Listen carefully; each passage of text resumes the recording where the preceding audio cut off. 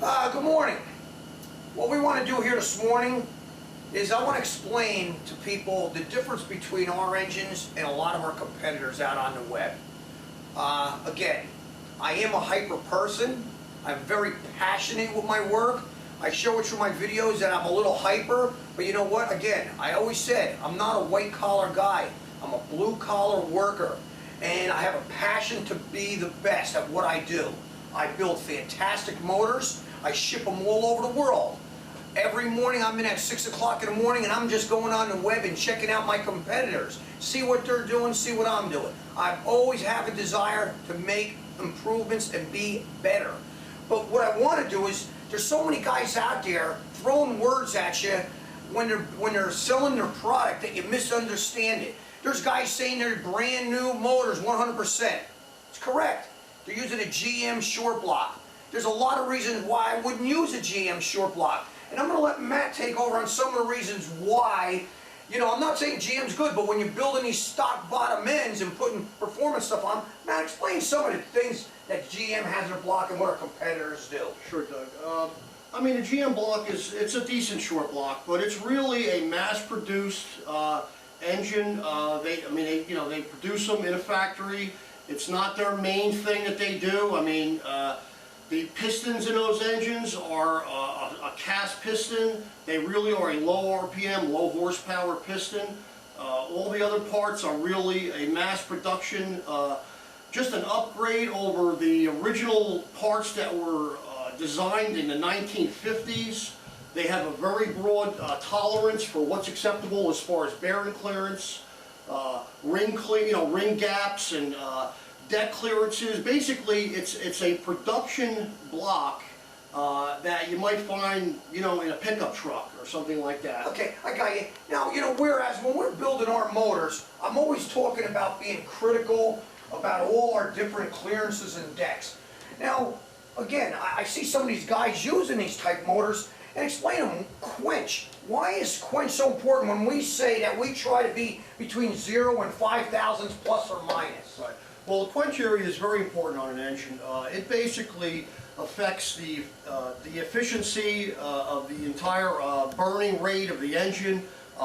It not only affects the horsepower, the ability of an engine to make horsepower and torque, but I mean, it also, if you take it to the next extreme, affects the entire efficiency of the engine, even as far as, gas mileage and things like that, which might not be the number one, thing that people are looking at that are buying these engines, but it just makes the engine run a lot better. I mean, there's less tendency to foul spark plugs, and it just makes for an overall better engine, and you're definitely going to make more horsepower and torque. Well, we're going to get into our short blocks a lot later in some of our other videos. But Junior, I want you to zoom in and show them here at Performance Unlimited what we start with. This happens to be our 4-bolt main Chevy 350 block that we make our 327s out of, our 350s, our 383 strokers. Look at this block, has nothing on. This is a 86 and up Vision block version, a roller block. We've taken the block and we've machined all the mains and put ARP bolts in them. Again, an ARP bolt. Why would you use an ARP bolt versus a stock bolt, Matt? And you see through some of these builds that these other companies use, this is just a plain Jane stock bolt versus an ARP. Well, I mean, fasteners are very important on an engine, Doug. The original equipment fasteners, I mean, they get the job done as far as, I mean, you're not going to have things flying off the engine. Low RPM. Exactly, but they're designed for a low RPM, passenger vehicle.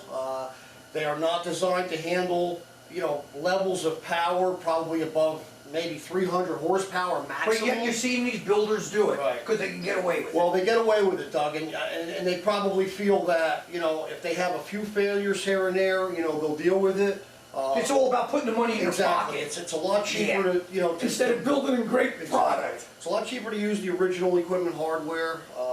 And like I said, if you're holding on maybe a valve cover or a timing cover, the original equipment hardware is fine.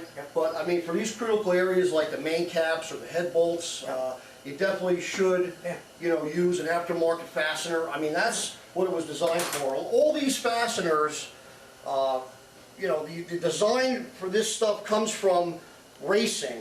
Now, we're not building pure, competition engines here, but if you incorporate the technology and the design from those brilliant people that design those race engines into an engine that's a combination engine, street strip, or something in a pro street car, hot rod. We're building a great product. Like I said, you've got the best of both worlds. There you go. And look at these decks. These decks have been machined. We'll show you through our pictures as we do some of the builds that our deck heights come up. That piston is either sitting a couple of thousandths out of the hole or just sitting in the hole. None of this 26 down. A GM block is 26 in the hole. Then they'll put a 40-something gasket, quench area, wrong. So this happens to be one of our Chevy motors. Even the top surface has been machined. Junior, show them. Look at the beautiful machine work that these blocks have gone through. There's no paint applied to this engine.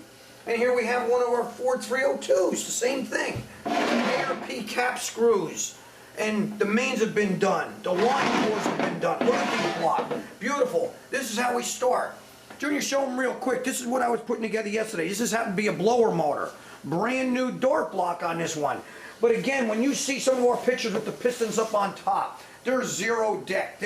I tell you, I take too much pride in my work. It ain't about making money. It's about being able to smile and show the world what we can do here at Performance Unlimited.